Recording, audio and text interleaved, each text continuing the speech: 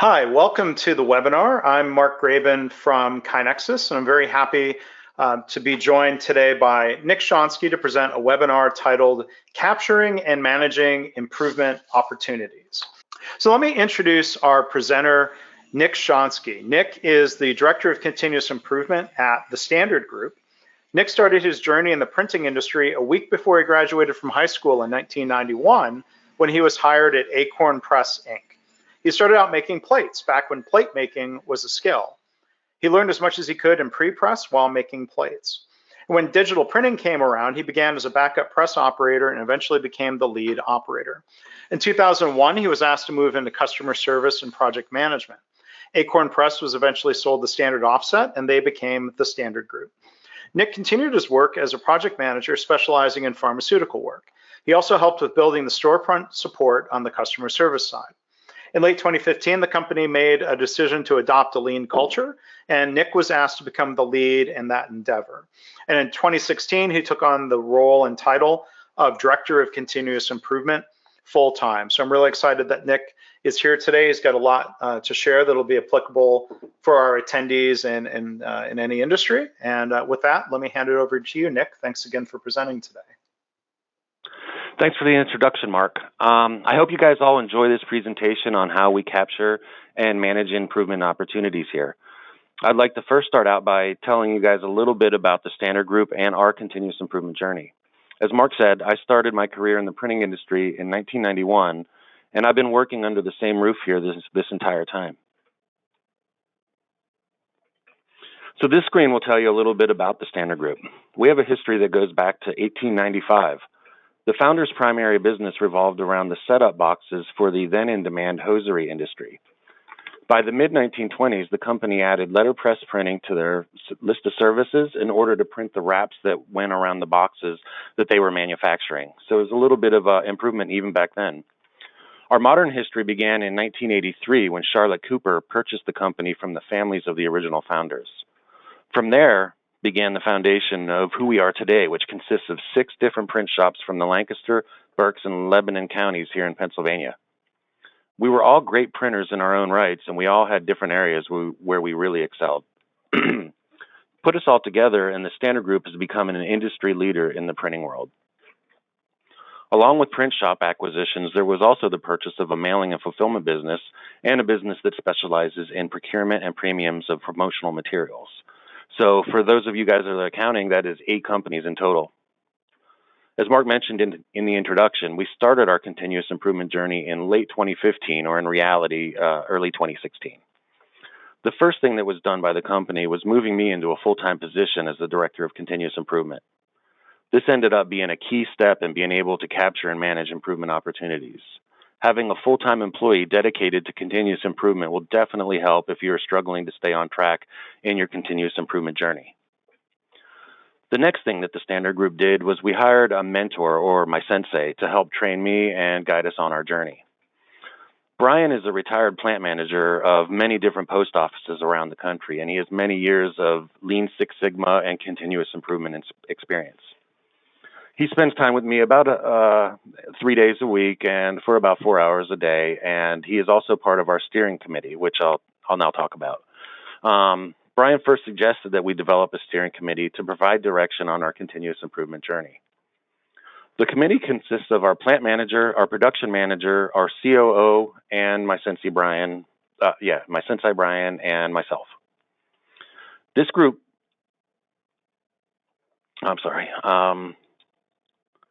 group meets weekly to discuss current projects and improvements, as well as any new ideas that have been brought up throughout the week through the team. And finally, we discuss the root causes of any reworks or defects that we've had recently. The committee is dedicated to helping to promote continuous improvement and to educate our managers and their employees. So with 8 companies comes 8 totally different cultures. This presented a lot of different challenges. A good example of this is having 8 different ways of saying the same thing. Terminology and communication was different between all of our companies in one way or another. With the first couple of acquisitions, this was not that apparent, but as the company grew, so did our communication challenges. Here's an example of what I'm talking about. Employees throughout the company called this simple brochure that you're looking at many different things. Some of them called it a trifold because there are 3 separate panels. Some of them call it a roll fold because the panels roll into each other. Some of them call it a barrel fold, which is actually a more common term in the printing world, but less intuitive to anybody outside of our industry. Some people called it a C fold because it looks like a C pattern from above. All 4 of these terms are correct in one way or another for this type of brochure. But the challenge is that we have employees throughout the plant who may be familiar with one of these terms and maybe not familiar with the other terms.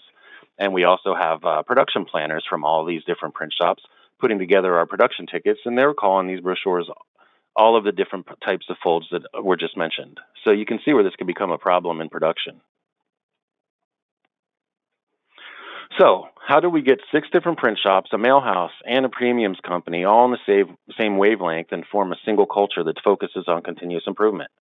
We realized that we needed to work on aligning our culture throughout the company. One of the first things that we did when we began our lean journey was to attend a continuous improvement conference. And not just any continuous improvement conference, but one that was tailored specifically for printers like us that has been meeting annually for 30 years. Attending a conference like this has definitely helped us on our continuous improvement journey. If you have the opportunity to attend some sort of conference dedicated to continuous improvement, this is something I would highly recommend. Anyways, while at our first conference in 2016, we got a book titled Lean Printing, The Pathway to Success. And in that book, we found this diagram called the House of Lean.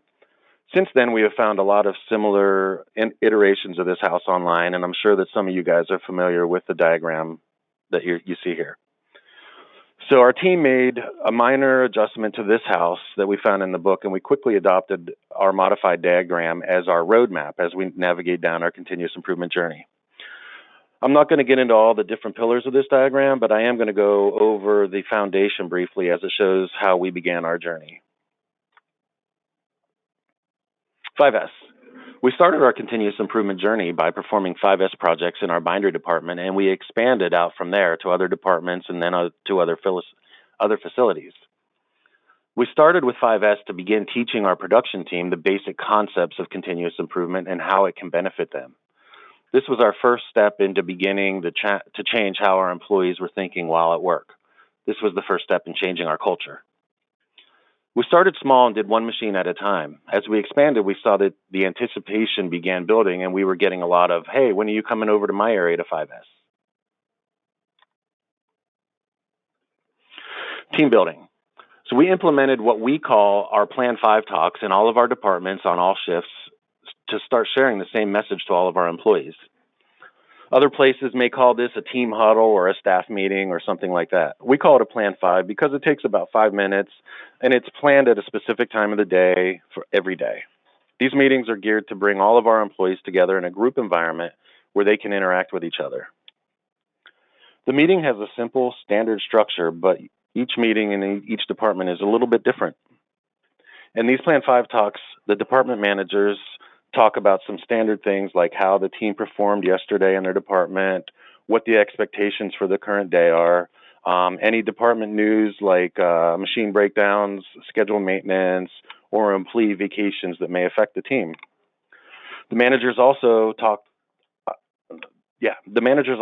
about any company-wide updates that are happening, any good catches that their employees have recently had, and finally they talk about any recent reworks or defects that have been manufactured in the plant.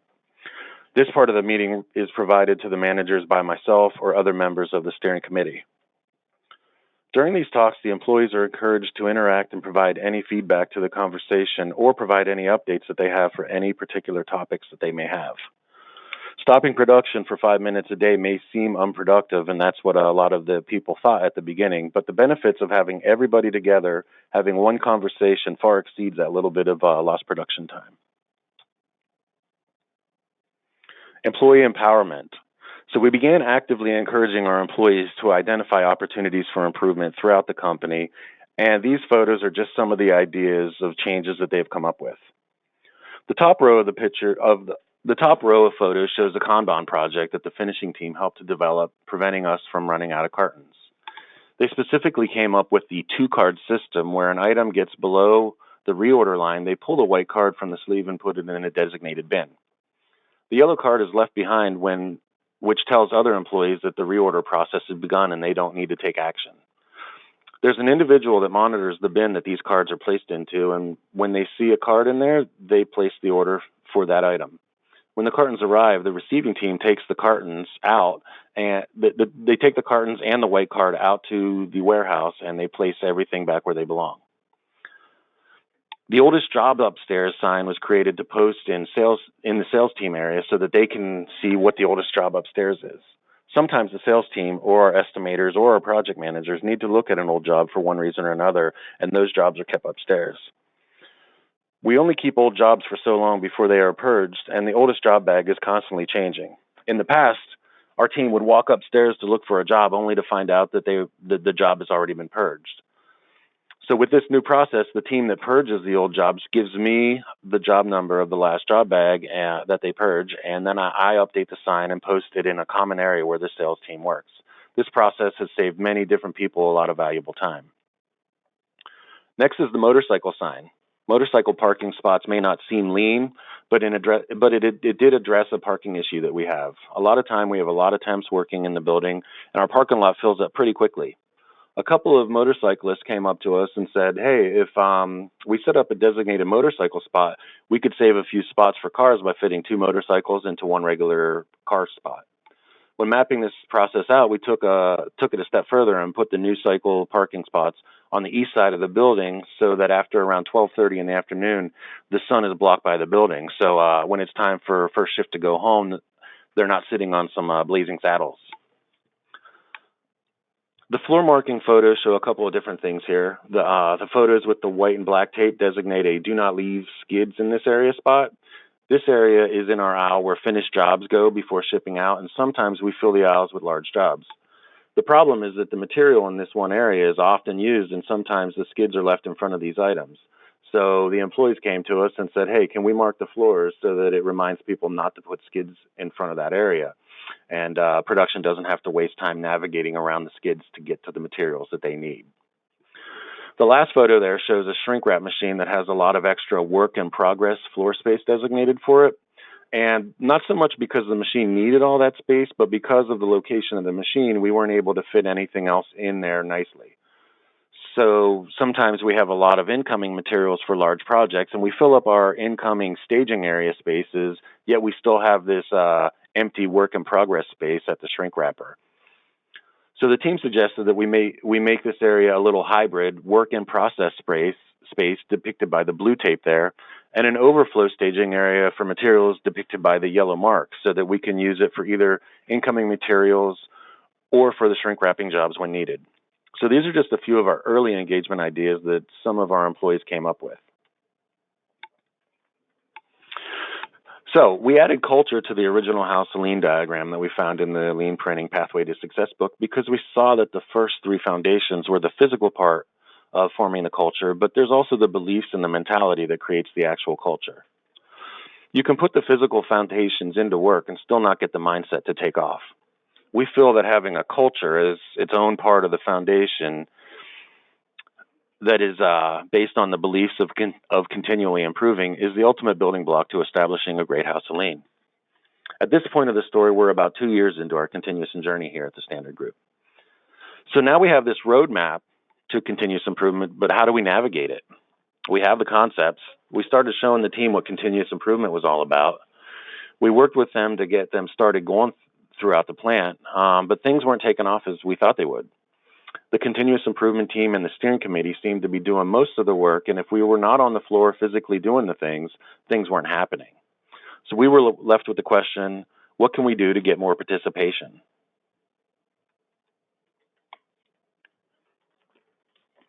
The pyramid of success, our compass to our continuous improvement journey. So we were doing all these great things and working on building the foundation to the House of Lean, but we were not seeing the culture changing in a way that we wanted to see it change. The group would accept changes that the continuous improvement team would make, but they were not participating as we had anticipated. With that being said, we began looking for ways to help us improve.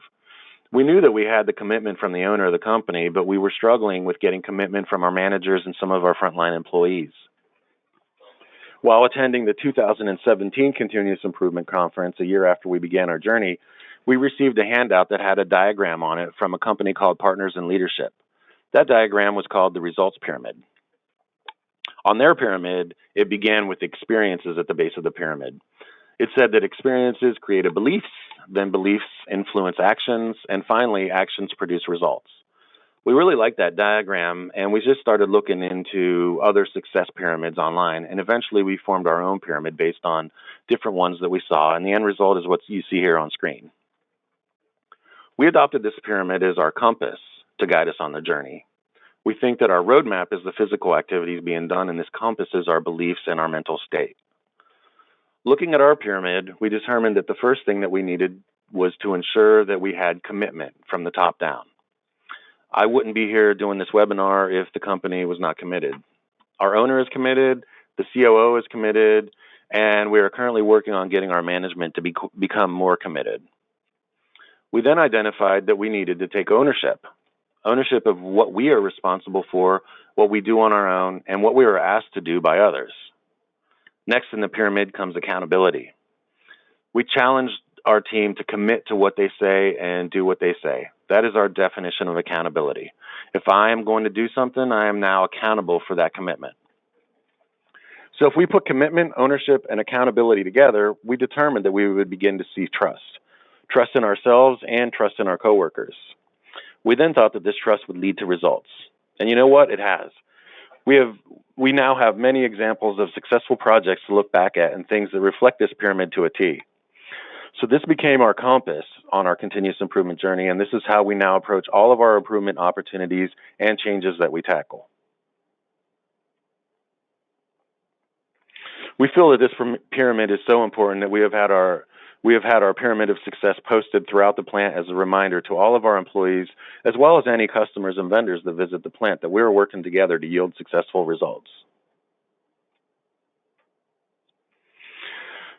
So how do we capture and manage improvement opportunities when we began our continuous improvement journey?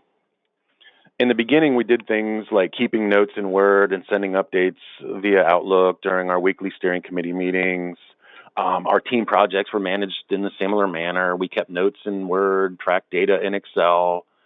We used Outlook for managing meetings and communications. We had conversations in passing to discuss improvements. And bottom line, we realized that these were not the best practices. We were also having trouble staying committed and focused on our journey in addition to our regular day-to-day jobs. Continuous improvement was my full-time role, but the rest of the team had other priorities, and they didn't see continuous improvement as an important part of their day-to-day activities. For instance, managers would get instructions from myself or the steering committee, and they wouldn't get them done in a timely manner if they followed through at all. Employees would make suggestions or provide ideas to the managers, and those ideas never made it to the continuous improvement team or the steering committee. Bottom line is we did not stay on track, and accountability was one of our biggest roadblocks.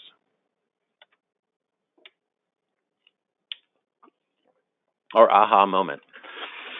In the early part of 2017, I was having a conversation with a buddy of mine while shooting some pool, and I mentioned to him the struggles I was having with accountability when it came to continuous improvement. His company was about 4 years into their own continuous improvement at that point, and he had some ideas.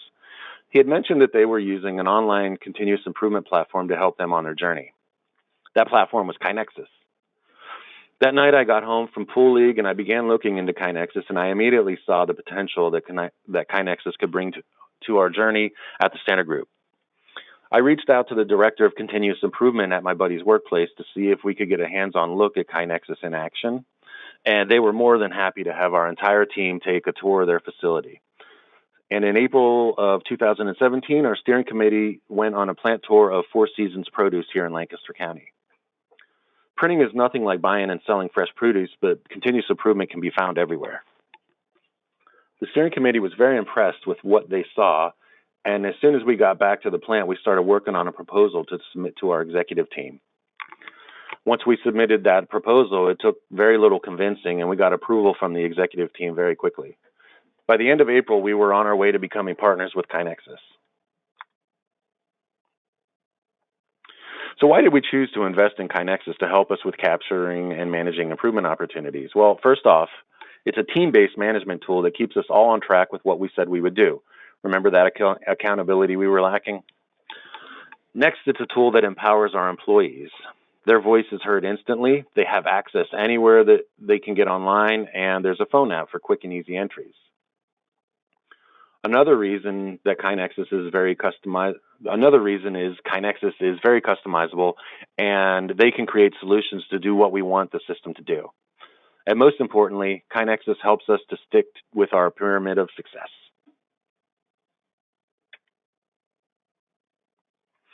I'm going to go over a few of our screen views here in KaiNexus. So KaiNexus allows users to create as many different dashboards as a user would like, and I have created dashboards for many different needs. This is our employee's default view. In this default dashboard, this is what users get to see. An individual user's tasks are on the left side of the screen. So each person that logs in will see something different over on the left side based on what projects or opportunities for improvements they're specifically involved with. The global OIs and projects are then seen on the right-hand side of the screen. Everybody that logs in will see these items so that they can view and provide input to anything, even if they're not part of that project. If a user does provide input into a project, they automatically become part of that project, and then they will see on their individual user side that project going forward. The progress of things in KaiNexus are easily identified by the color designation of each item. So this color scheme holds consistent no matter what type of project is being worked on. Items in blue are new and they need to be planned. Items in green are active, so they have been planned and there are timelines set in place. Items in red are overdue. So these items have passed their original timelines without being completed for one reason or another. Items in black are complete. So these items have been completed and they do stay on the site so that we can reference them in the future. On the right side of this screen that you see here is our mobile app view. Individuals can enter OIs into KaiNexus from their mobile device, and they can also enter maintenance requests from their mobile device in our platform. The mobile app only allows users to create entries, so to do anything more than that, they simply go to the website on their mobile device or any other device, with web access to get the full view that they're used to seeing. This screen here shows how simple it is to start an OI or a maintenance request. So any user can simply create the Create button that's on the main KaiNexus screen, and they answer these basic questions, the basic information needed to start an OI or a maintenance request, and click the blue Create button. Once they click the Create button, the CI leader gets a notice, and this is a screen of what a CI leader may see. Once a project or OI is created by an employee, a member of the CI leader user group can manage that project. So the CI leader will do things like build a team to work on the OI. They will establish dates for the OI, and they will assign tasks to an individual or a team of individuals.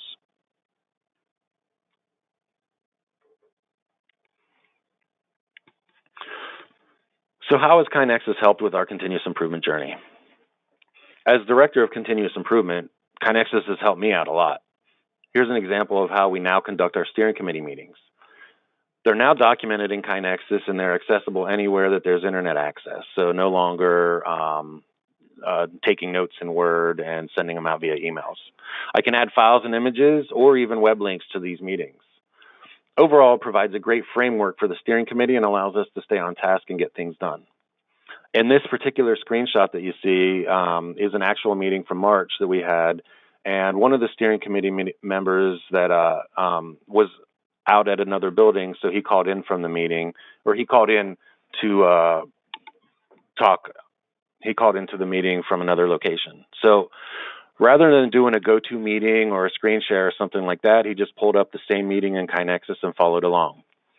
He was able to see the topics as well as the images that I had posted in the meeting, and he actually had an image that he wanted to share with us, so all he did was add the file to the meeting, and we were able to quickly view the image that he had wanted to show us.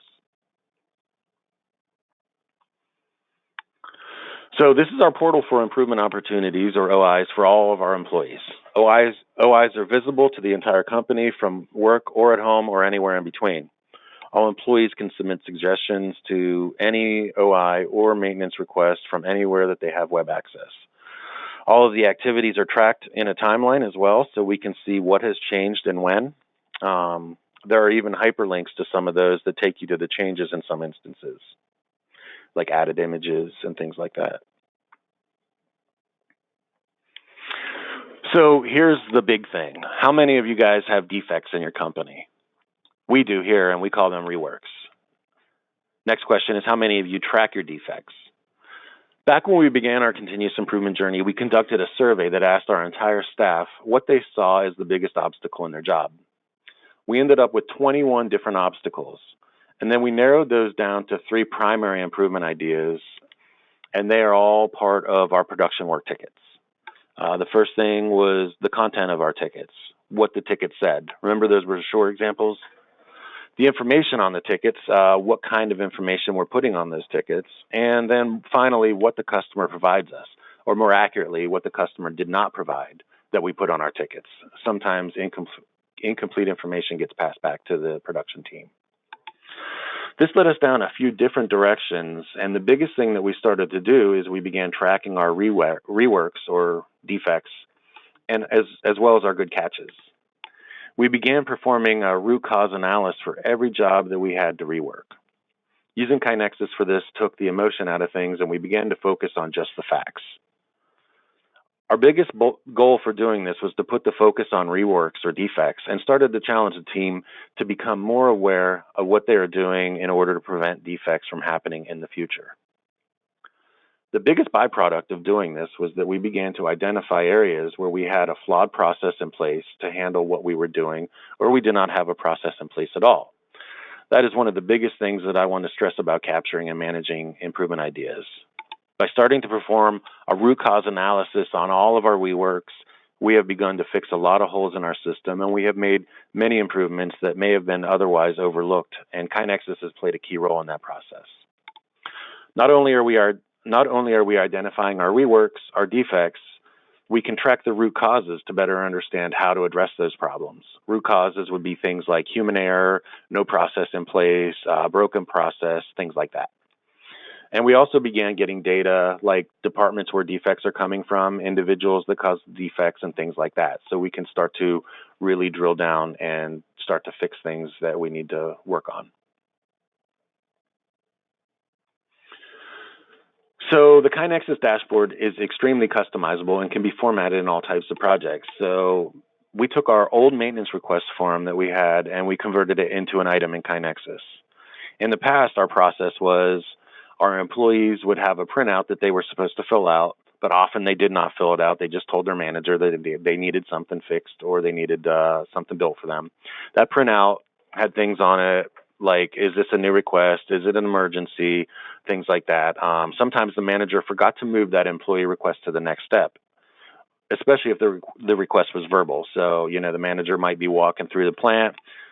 One of his workers says, hey, Steve, I'm having an issue over here. Could I get a new belt for this machine? And the manager was on his way to something else and totally forgot it by the time he got back to his desk.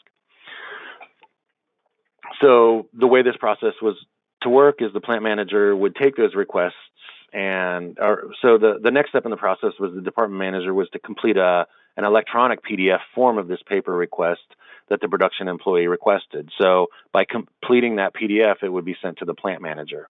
The plant manager would take those requests and assign them to the maintenance team. And this process was cumbersome, and often things would take weeks to get done, if at all. So you may recognize that this process could compromise our trust and our results from our pyramid due to the lack of ownership and accountability. So we sent our PDF to KaiNexus, and we explained our idea of how we would like our maintenance requests to work on KaiNexus, and they created a tool that works fantastic. Now any employee from any of our buildings can enter a maintenance request. That request goes into a queue of new items, and the plant manager gets a notice along with the continuous improvement leader group and the department manager where the request was generated. The plant manager gets the request and assigns it to the maintenance team once he reviews it. A lot of times, the maintenance crew will actually get the request done before the plant manager even gets a chance to assign the task, because they also see the requests as they are entered, and they're free to jump right in on these requests. So all requests are visible for all to see, which creates accountability as well. The major result the major results are that we have formed trust that was lacking in the past, and the requests are getting done in a time that were unheard of before we put this process in place.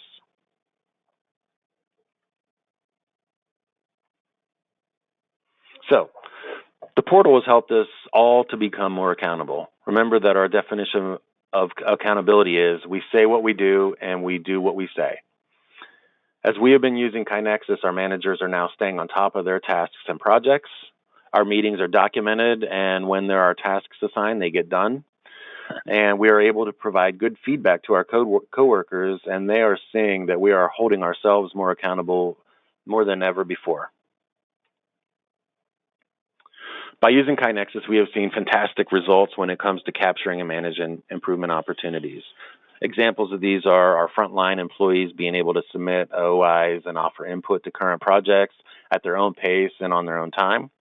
Our managers are performing tasks in a timely manner where in the past they were not. We are tracking our reworks and performing after-action reviews, which sometimes result in new opportunities for improvement that may have otherwise been overlooked. And we are switching out some of our older manual processes like our maintenance requests and getting more employee participation that was lost in the past.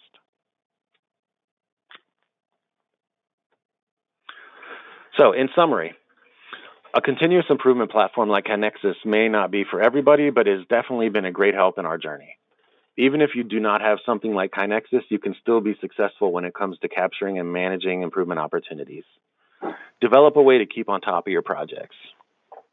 If possible, have an employee dedicated to continuous improvement.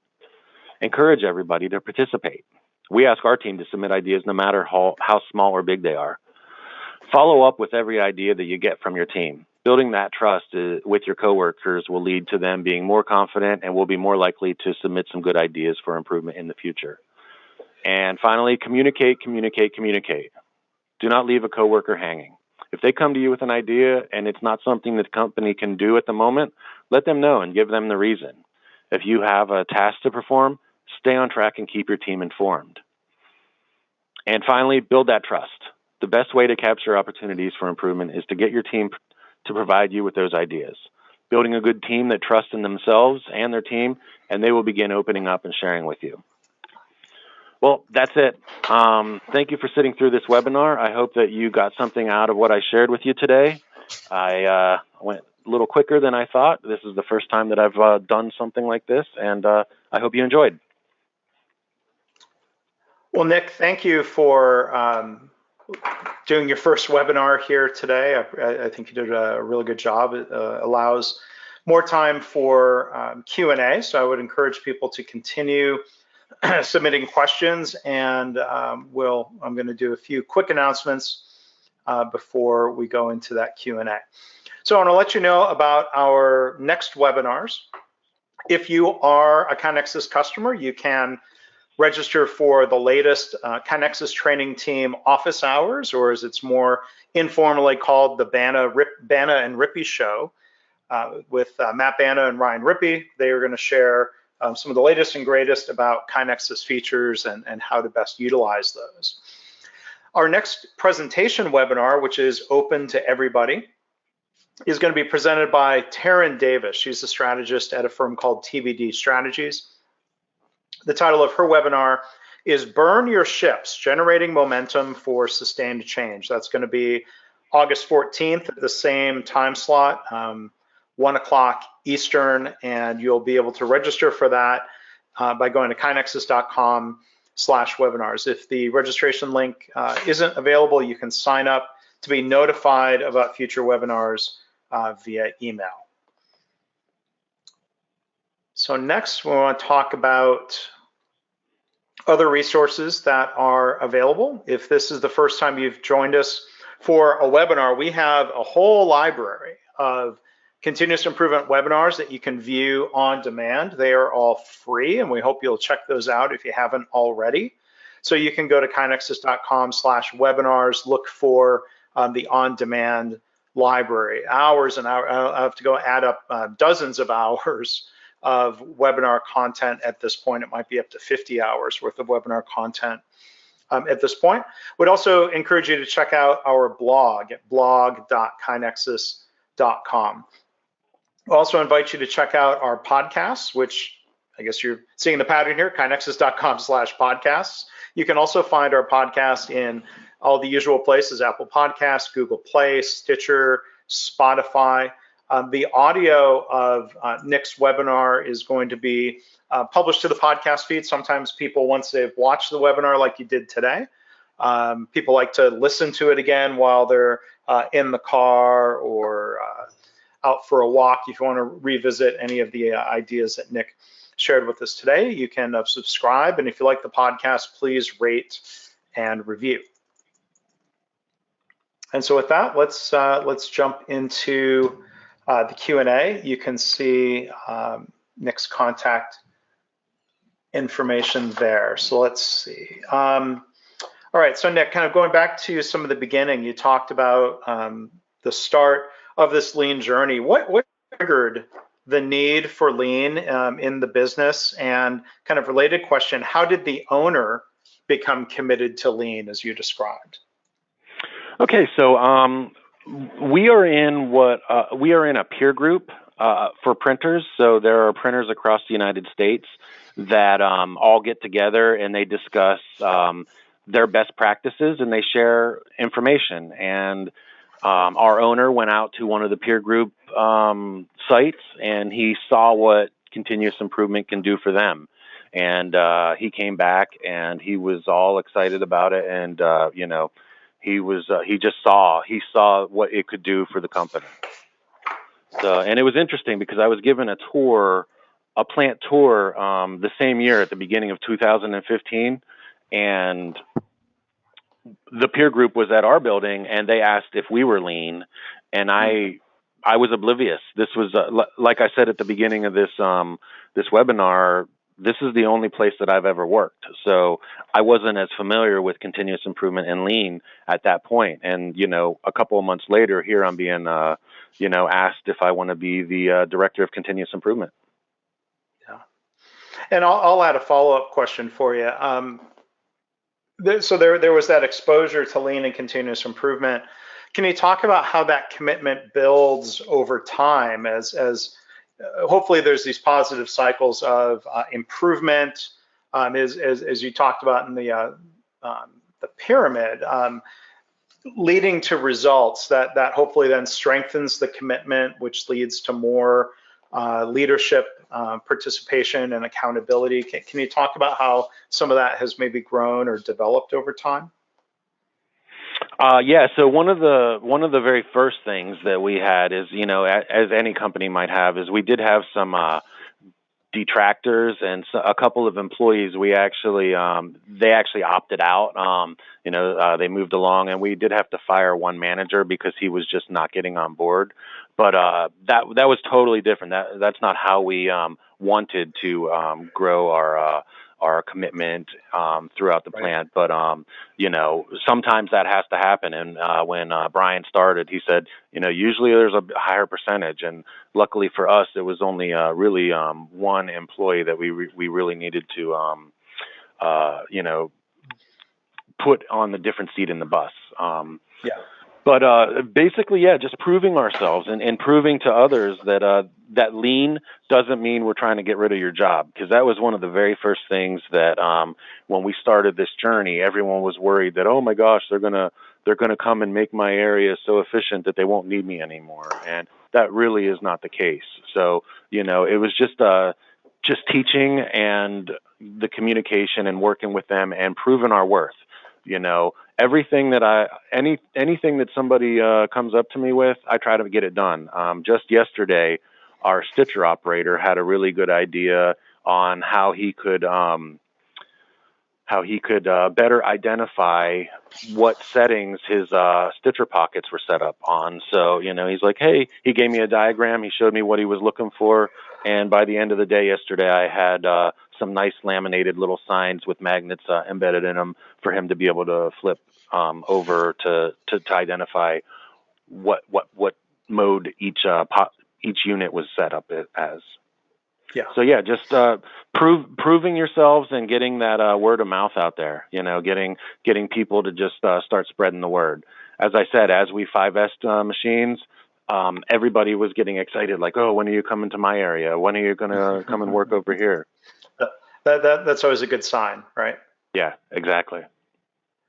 So I'm going to jump. There's, I think, transition to a question about trust. So you brought up the important need to build trust that lean is not going to lead to layoffs or people being overburdened. So when you go back to the pyramid, and trust is an important part of that chain, are there specific or intentional things that your organization does to try to build trust, or is that just sort of a result of trying to build commitment and ownership and accountability? Yes, that's the result. So yeah, we're not really doing anything. We're just we took those three bottom platforms of the pyramid and just said that by doing these three things, you'll start to build trust. Yeah. So, we do every once in a while, we'll go out and do some team building exercises and stuff like that, which kind of builds trust in a different way. But really committing and taking ownership of our actions is what starts to build that trust. One of the challenges when I talked to you about the production tickets, and trying to get all these different terminologies condensed down into one of our biggest concerns from production was that our job tickets are a mess and they're hard to read and follow. So we tackled fixing those job tickets, and we challenged the project managers to, conform to one terminology and to start putting all the information in the same areas on those production tickets so that production would have an easier time understanding that stuff. So what we were really doing is we were asking the production planners to trust the production employees that if they give them good information, they'll yield good results, and vice versa. If production gets a good ticket, they'll be able to get more jobs done. And at the beginning, they didn't trust each other.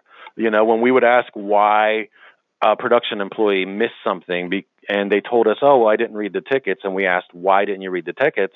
They would say, oh, because the tickets are always wrong.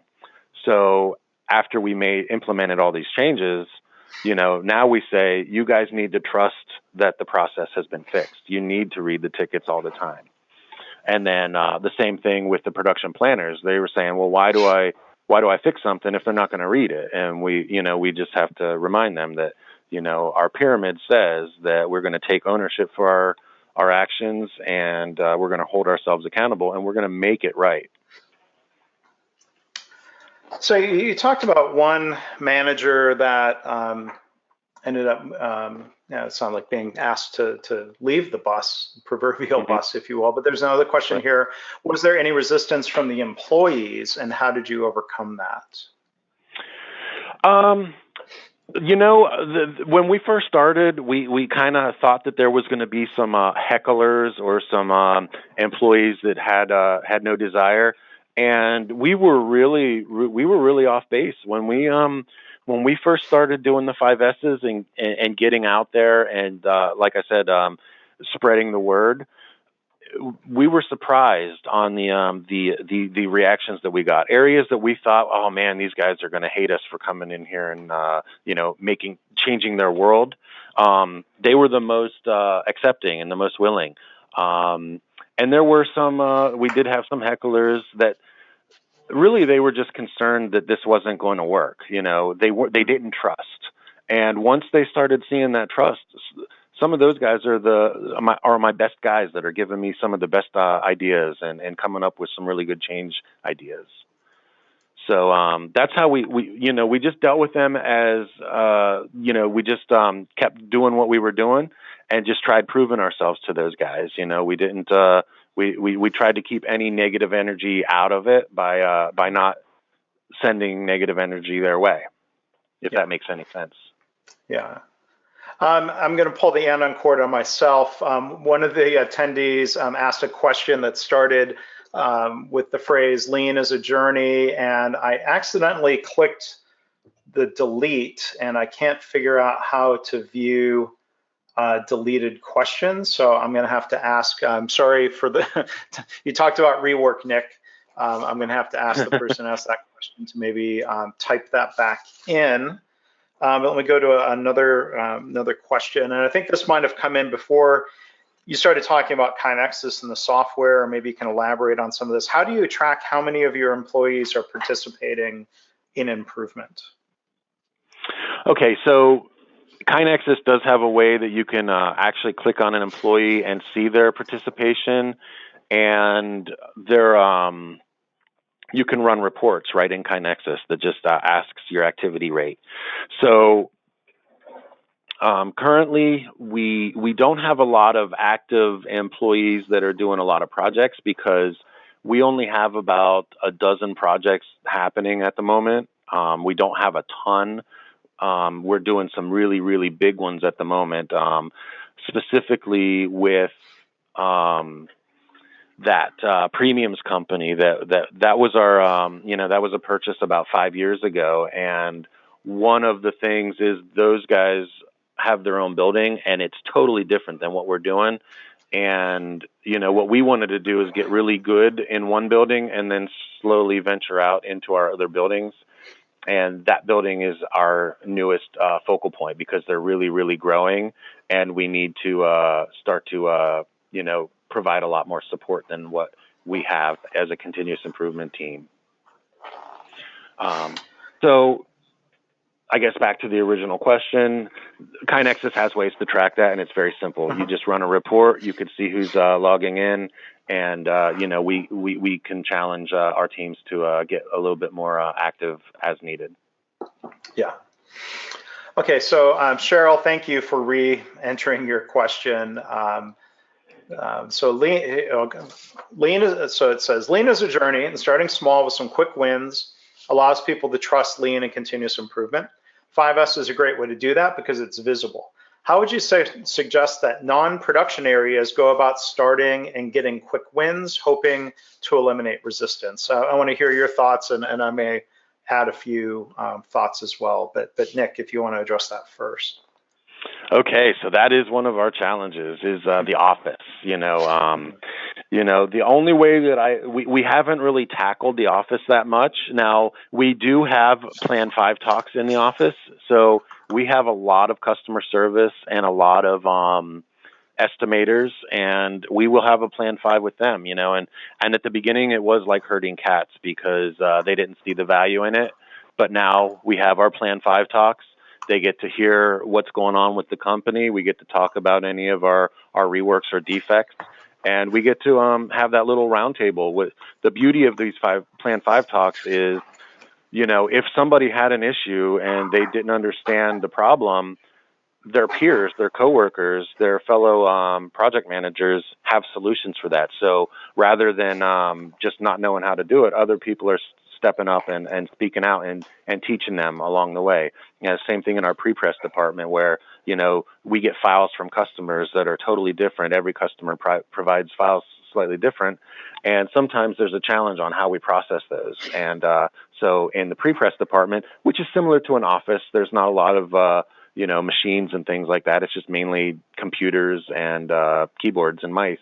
It's the same way. The employees are really just being able to feed off of each other and have conversations about things in a nice, organized fashion. So, their areas, some people are still a little sloppier than others. But again, I try to lead by example. My area is nice and organized. And when people come in, I kind of show them a little bit about how you can even, lean and 5S your desktop.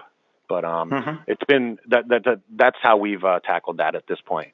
Just getting them to participate in the Plan 5s is really the primary thing that we do.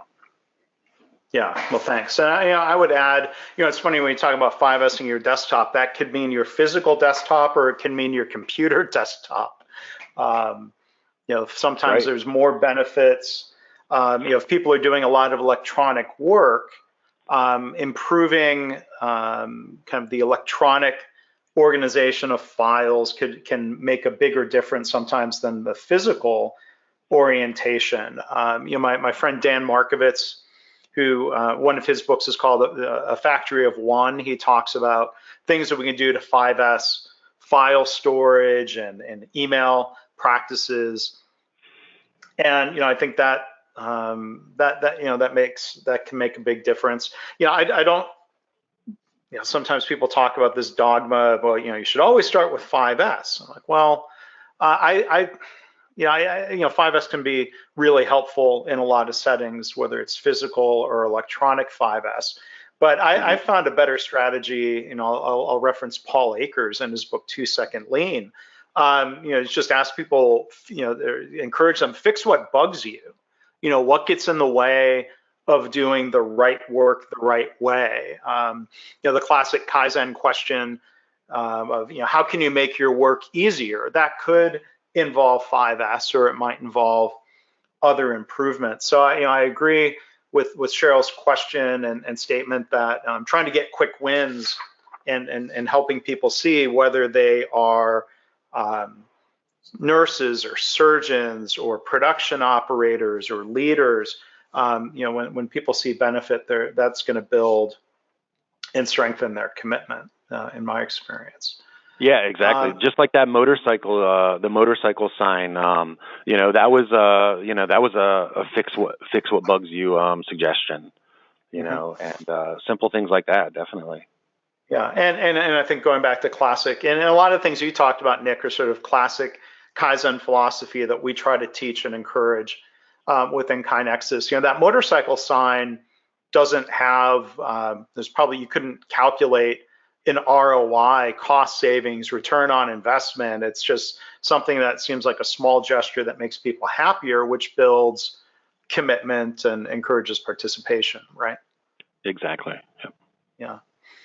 We have another question, and this is maybe fairly tactical, talking about those meetings. Is there a template that you use in KaiNexus for taking minutes or sharing those? For the Plan 5 talks? Or I think that's what the question is referring to. Do you take minutes for those talks or share? No. So what we do is outside of KaiNexus, I have a little document that our team created, which I go in and fill things. It's basically the voice of the customer, the voice of the company, and the voice of the employee. So what I feed is the information. Like yesterday, we had an employee appreciation food truck day where everybody got to enjoy a free food truck meal and free ice cream. And so for the days and weeks leading up to that, in the employee section, I'll fill out, hey, don't forget that the food truck's coming up. Or if we have flu shot day, I feed in that information. So any of the company-wide stuff, like new hires and stuff, I have a little platform. So for our reworks as well. So any of our defects, we'll put on those things. And so when I fill that information out on a daily basis, that information goes out to the managers. So they have a base platform for them to have their conversations with. And then they sprinkle in their department things. So the press managers will put notes down on, how the press performed yesterday, what we expect to get done today, and then any breakdowns or scheduled maintenance to come up. So no, we don't do minutes, but what the managers do is they write down their notes on this form that gets sent out to them, and then they post it for the day. So it hangs up there all day so anyone can go back and access it. And that's good because of the reworks. They'll be able to read all the different reworks that we've had and any of the notes that the manager had. So it is visible for anybody. So I guess, yes, we do have some minutes, truly. Well, and Tara, thank you for clarifying. She also added here, she was talking about your steering committees. Oh, so yes, that is documented. So I take notes and then I'll go back. I take physical notes on a notepad and then I'll go back and fill them into KaiNexus and I'll add images and files and things like that. So, and the beauty of KaiNexus is even if a project is completed, you can still add notes and comments and images and files and stuff like that. So yes, we do take minutes, and then I'll be able to go. Then I go back in. I don't want to waste the steering committee's time by updating it real time, but I do go back in and fill in the notes so that we can reference back. Okay. Let's see, a couple other questions. Yeah, it was good that I knew we would take advantage of this Q&A time, Nick. Yes, I'm glad. Thank you guys all for sticking around and asking questions. Yeah. Oh, and we're not done yet. I think we can squeeze in a couple more. So it's a combination of feedback and question. Corey says, great presentation, really interesting to hear about your journey. Was there a need for company-wide training to support driving the CI culture, or has everything been centered around KaiNexus? Okay, so at the very beginning, the steering committee got some training. We went to some green belt and black belt training, and our sensei, Brian, he is in here, like I said, 3 days a week, and we go around and we try to, spread the knowledge when it comes to continuous improvement. So what we'll do is we'll have, we do have some individual training. So with new hires, I get them for an hour where I have a presentation that I go over what continuous improvement is, and I show them some of the things that we've done so they get to see real things. And then I get to take them on an ancillary plant tour, and I get to show them some of the things that we have done. So at the beginning, we didn't do a lot of real training with everybody, but a few of us went out and learned like the continuous improvement and Lean Six Sigma basics. Mm-hmm. All right. Virginia asks, are there any healthcare organizations currently utilizing KaiNexus? I'll address this, Nick. The healthcare environment presents complexities. How affordable are KaiNexus tools and programs, specifically for smaller hospital organizations? So, boy, we've come full circle. KaiNexus was actually founded and went to market originally in 2011 as a software platform for healthcare organizations. That was our first market because our CEO and co-founder, Dr. Greg Jacobson, is an ER doc. He developed this concept working in healthcare and helping build a continuous improvement culture in an emergency department. And then over time, we've expanded and generalized our platform so it's used by people in many industries, including companies like Nix. So to Virginia, the answer is yes. We have many healthcare organizations. You can go on the KaiNexus website and on our customers page. You can see who some of those are. They are large organizations and there are small organizations. The pricing of KaiNexus is pretty scalable for different size organizations. And Virginia, feel free to email me if you'd like me to help connect you to somebody that can maybe help you talk a little bit more about that. Because maybe now, Nick, I'll leave it to you for a final thought. Whether our customers are in healthcare or manufacturing or financial services settings or any sort of industries, the leadership styles that you talked about, the continuous improvement practices are pretty universal. So with that, let me throw it back to you, Nick, and see if you have a final thought maybe to share along those lines. I don't know if I could add anything to that. So, maybe let me ask you in a different way. You talked about a book, Lean Printing. What have you and the company done to learn from people from other industries? You mentioned a mentor and a sensei that you gave. Yes, and this year we just joined a peer group of printers. Actually, it was just formed. It was just recently formed. It's a continuous improvement peer group. So I am now one of the founding members of a peer group of 10 other printers across the United States that gets together once a year in face-to-face, and then we have quarterly web meetings, as well as we just are free to email each other back and forth. Well, just last week we had one of our members reach out and ask what you would title somebody if they hired somebody full-time for continuous improvement. So what we did is we found peers looking to do the same thing that weren't directly competitors of ours, and we just teamed up and became friends and are working together to achieve the same type of goals. Well, that's great. So there you go. All right, so we are out of time. So I want to thank everybody for attending. I want to thank our presenter, Nick Seanski from the Standard Group for sharing so much with us today. And I want to encourage everybody, if you want to sign up for the August webinar, you can do so. I confirm this. You can do this right now by going to kainexus.com/webinars and look for the link to Burn Your Ships, Generating Momentum for Sustained Change. Nick, I hope you'll join us as you continue to generate more momentum for sustained change at the Standard Group. Thanks again for your presentation today, Nick. Thank you.